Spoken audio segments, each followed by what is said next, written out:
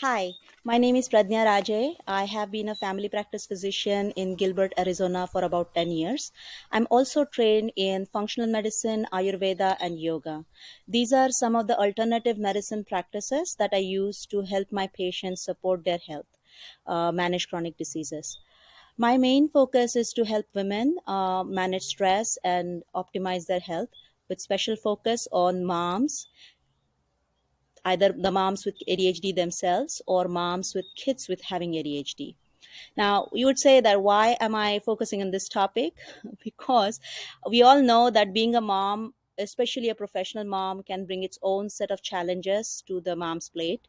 Add ADHD to the mixture, it gets more interesting because being a mom is all about multitasking, and ADHD brains don't have a lot of working memory to begin with. That's part of the wiring of the ADHD brain, so multitasking can feel very challenging to them overall anyways.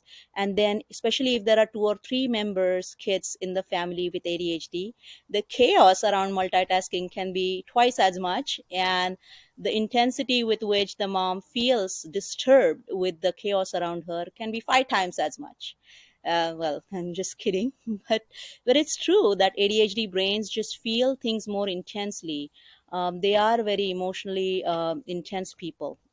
Part of so ADHD essentially is attention deficit, hyperactivity, and impulsivity. Those are the three traits that are important for the diagnosis of ADHD. So hyperactivity can mean like the essentially, even if you're not running around a room, like we know those hyperactive boys being hyperactive in school, your brain might be running around. It's hard to calm down or calm those thoughts. Inattention is obviously when we are in a business meeting or your kid said something to you, and then after a few minutes, if you are focusing especially on something else, you go like, what just happened here? So that's inattention. And impulsivity is that something that you shouldn't do, but you do it anyways. Like that yummy chocolate chip cookie that you can see, you shouldn't be eating it, but you go for it anyways, right? So that's the ADHD spectrum. It's important to understand this way of functioning for women, especially because stress management can be an important aspect of this, right? Tell me, how often have you felt that you're just too sensitive? Have you heard about that comment? Or some people calling you too sensitive. That's also not uncommon with the ADHD brains. Other thing obviously is, let's see. Tell me, when was the last time you had a peaceful, calm day all to yourself, doing whatever you wanted to do without feeling guilty about it? Can you remember? It's ADHD brain is always busy, right? Always busy for that next task in line. Does it sometimes feel like the life is a line of emergencies that need to be attended, or it's like a race? Not in a good way. I'm not talking about in like getting a race, after finishing a race high is just kind of draining, right? Do you feel tired when you wake up in the morning? How many times do you feel energized when you wake up in the morning? Do you look forward to, is it easy to get the kids out of the door on time with all their belongings with them packed up, and then be able to drop them off to school on time? Does it feel like a chore? I mean, moms get things that need to be done. They do get it done. But how easy is it to do it? How overwhelming is it to do it? That's the question.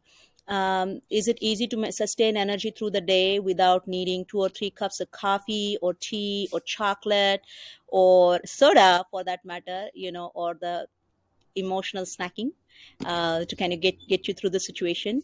Um, can you remember to eat your meals? That's another thing with ADHD. Its self-care is not given importance to a lot of the times, and that can result in the long term, it can be related to chronic health problems in ADHD moms. So do you actually eat 2 or 3 times a day, a sit down meal, and are you able to enjoy your meal, or do you just guzzle down a protein shake on the way to work, or eat in a business meeting always, or just skip the meal because you forgot about it? You were busy with the project and you just forgot to eat. Is that common? Other thing is obviously, can you unwind easily for bed, right? Can you Can you just go to bed and fall asleep, or do you have to binge watch Netflix or eat that bowl of ice cream or reach for that glass of wine, so just to kind of let go of the day? This is another common thing with ADHD brains. It's hard to unwind. Tired and wired is the name of the game. Okay. And it's important. You can see what I'm saying here. The trend is, do you find time for self care without feeling guilty about it? And since these little moments of stress, even though they don't feel like, this is not like somebody is dying in the house or you're financially broke. These are just little irritations through the day. Just because they're felt more intensely by the ADHD brains, they can add up in chronic stress and be related to problems like adrenal fatigue or other chronic health disease problems. This has been my observation in my healthcare practice over the last 11 years, anyways. If I ask my ADHD moms if they're stressed or anxious or depressed, a lot of them answer no. But they do come in with the complaints of irritable bowel syndrome, chronic pains, hormone issues, headaches, migraines, um, acne, hormonal issues, feeling agitated, irritated, things like that. So it's the unfortunate fact of this is, though, a lot of them are not diagnosed. um, Reason behind, I'm not saying that all the people or all the women who have chronic health problems are having ADHD, absolutely not. But the ADHD women, especially the moms with related with the multitasking piece, they are more likely to have these kind of problems. So that's why I'm addressing it. um, so this is, I mean, unfortunate fact is that, I mean, one thing is, obviously the things are just kind of dismissing. Oh, you're a mom, you are busy, you're overworked, and that's why you're having a back pain. That's you're feeling tired all the time. Well, that's not true. I mean, just being a mom shouldn't assign us to be feeling tired and wired all the time or in less than optimal health. That's not right. So other factor obviously is for women. Lot of the times their issues are dismissing hormonal problems, which I guess hormonal fluctuations do aggravate or can aggravate ADHD symptoms, but that's not the end of it. There are multiple other factors. ADHD brain works differently, so understanding the mechanism is important, along with also understanding the nutrient factors. So, are you well nourished? Is your gut functioning properly? Are you exposed to any environmental toxins? Are you dealing with any chronic infections? Understanding all these factors can be very, very important to put together a comprehensive health program, and this is likely going to be have a more long lasting benefit for ADHD moms, for stress management and overall health management. Also, think about how great it would be to wake up every morning being excited about the day, being able to be able to be in love with life again, right? Instead of, and also be able to look at life as a the challenges life brings as a fun roller coaster ride, instead of the constant anxiety, worry, you know ongoing, the racing thoughts draining your energy away and compromising your relationships.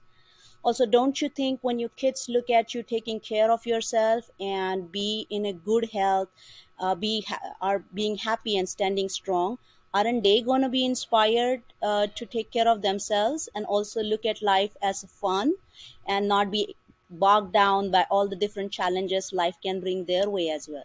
So this is the way you're going to be a role model for your kids as well. Remember, only strong mothers can build a strong family.